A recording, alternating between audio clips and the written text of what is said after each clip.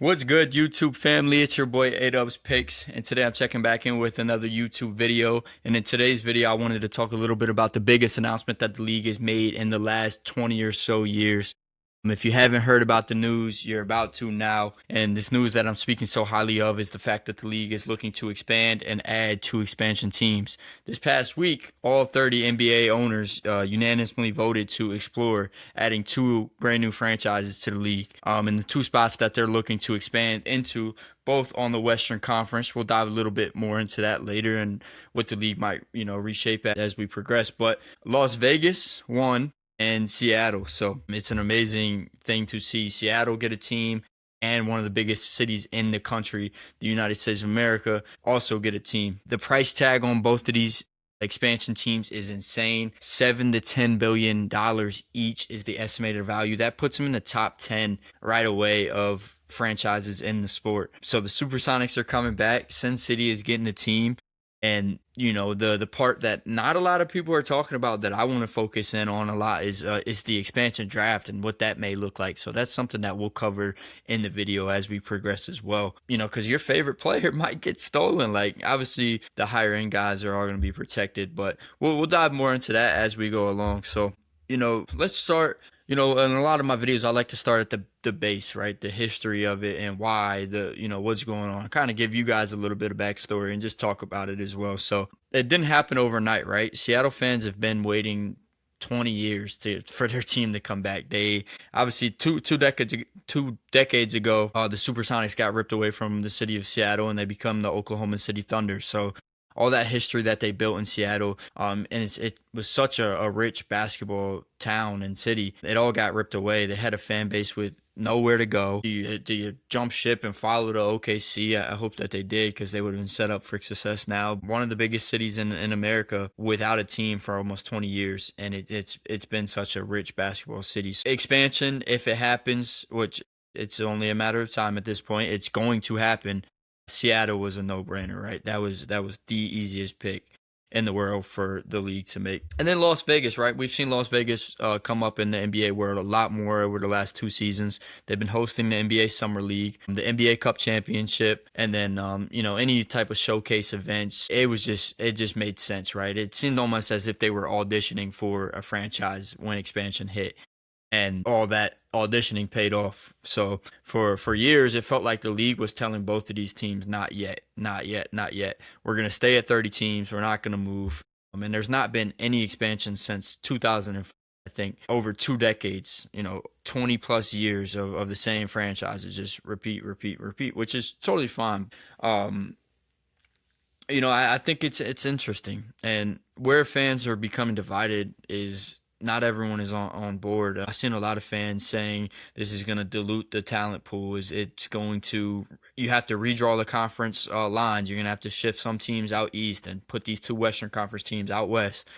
It means teams that have built carefully around their salary caps and their roster and their ages and everything. They're going to have to just watch players get taken in the expansion draft. So I wanted to dive a little bit more into things of that nature, why it's finally happening now, and what's it actually mean for the league moving forward, right? So this past week, all 30 owners voted unanimously in favor. That never happens. So to see all 30 owners do that is a telltale sign. It doesn't necessarily guarantee expansion, right? It's not happening right now, but it almost does. Like, step one is out of the way. The hardest part is done, right? So now bidding is open. So groups of people come together. These rich people, they $7 to $10 billion per team. They all pitch in and buy a team. Then the final step is just to vote, right? So Adam Silver, obviously, in the league has the final vote. So the final approval, I think, takes 23 of the 30 existing owners to vote yes. And the financial incentive that almost makes this certain is if both franchises sell for a combined $15 billion, every existing owner pockets a $500 million check. $500 million for just simply saying yes. So the math makes it almost inevitable for this to happen. The target debut for both franchises is 28-29 season. So we got 2 more seasons left of the 30, and then we'll mix in these 2 teams. So there's a lot now that's going to happen between now and then. But it's already being viewed by the NBA decision makers as a matter of when, not if. When insiders start speaking publicly like that. Decision has already been made in the room. Seattle and Las Vegas, they aren't hoping for a team anymore. They're waiting for the paperwork to catch up. And that's essentially what it seems like. So now this another thing that we wanted to talk about, or that I wanted to talk about in the video, is just the simple fact that um, not enough people. This is one of the more popular topics about it. But if both Seattle and Vegas are that far out west, about as far west as you can get, that puts 17 teams in the west and 15 in the east, which doesn't line up, right? We need to move some stuff around. It's not to make it balanced. It needs to be 16 and 16. So you can't put Seattle in the east and you can't put Las Vegas in the east. So we got to move two teams to the east. So it's hard to tell who they might move. Talks though, there's three teams that it boils down to. It's the Memphis Grizzlies, the Minnesota Timberwolves, and the New Orleans Pelicans. I think in that order is the likelihood of it happening. If you look at a map though, there's that triangle, right, of Milwaukee, Indiana, Chicago, and then Minnesota. So Minnesota could be moved out east pretty easily. They might be the number one. I'd say Minnesota, Memphis, and then New Orleans. Those would be the ones that I would be looking at. So that kind of changes the whole East, right? If you look back at my last video, I'm talking about how the Minnesota Timberwolves are dark horse for the Western Conference. Now they might turn out to be in the top 3 seed out east and not have nearly as much competition. That's what the East is. I mean, it really shapes like rivalry matchups, playoff path, the entire conference. I mean, everything changes at that point. So, and then the part that the real reason I wanted to make this video, right, is just to talk a little bit about the draft. I don't feel like enough people are covering this. Like, what are the rules? What's going on? What's happening with the expansion draft? So this is the part that I really wanted to dig into, because while everyone's talking about Las Vegas and Seattle and who's getting the teams and what's going on, they need to have a team to play. They need players to be able to play, right? So before they can even tip off, there's got to be some type of draft. And I think this is where it's going to get real for every single fan, is when that draft process is happening.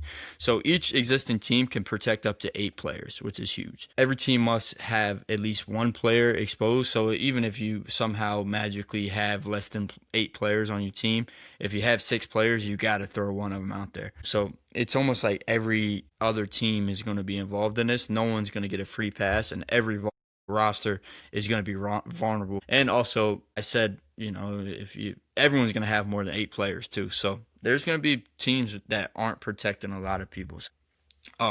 Each expansion team can only take 1 player per existing franchise, and no existing team can lose more than 1 player. Each expansion team is expected to select around 14 players, having 1 roster spot for their first round rookie pick. And then a coin flip will determine who picks first, and then the teams alternate from there. So it's really not just as simple, though, as picking the best players, right? In past expansion drafts, we've seen these teams take risks. You have to take risk coming into a talent pool like the one of the NBA. So selecting younger players is going to be not out of the ordinary. It's going to be very, very common to see in this expansion draft. You also might want to select people that are about to hit free agencies, right? I mean, you could draft them and they could still walk, because you can't restructure these people. Like, if they're supposed to hit free agency, their contract follows them. So these new teams, right, and Las Vegas and Seattle, they really have to balance contracts, talent, long-term flexibility, age. They really have to build a roster from scratch with not a large player pool, right? There's also a salary cap wrinkle too. An expansion team entering and in that season would be working with 120 some million compared to the 180 million that the rest of the teams get. So that's a pretty big gap. That's 60 mil. Then in year 2 it would jump, and then year 3 they would have their full cap space. So obviously guys at risk, right? Like Victor, Shea, Luka, they're all gonna stay. There's no way that they get picked to these expansion teams. But the players in the danger zone, I think of my mind goes to expiring contracts or teams in this time frame that have someone like, what if the Sixers are still trash in 2 years from now and they still have Joel Embiid? Like, Joel Embiid, he might not get protected because of his large contract, because of his injury history, because of the way the Sixers want to go. I think of guys like Joel and Anthony Davis. I think of those guys as potential targets that, those aging stars who might not, their team might not mind losing them. So mock drafts already have seen that. I've read a couple mock drafts that have that stars on those massive contracts. They might be relieved, if they get taken, right? So, and then once an expansion team selects a player from a roster, the rest of the team's protected players are off limit, meaning like you can't take half the Oklahoma City Thunder just because they're that good. So that's another thing. Like, if you look at the Thunder, who do they keep? Who do they get rid of? Obviously, now the Thunder, the top key because they have so many young guys. Somehow the Thunder always work their way into my videos. It just happens. So like for the Thunder, we would keep Shea, Dub, Chet, AJ Mitchell, Cason Wallace. Those 5 are a lot.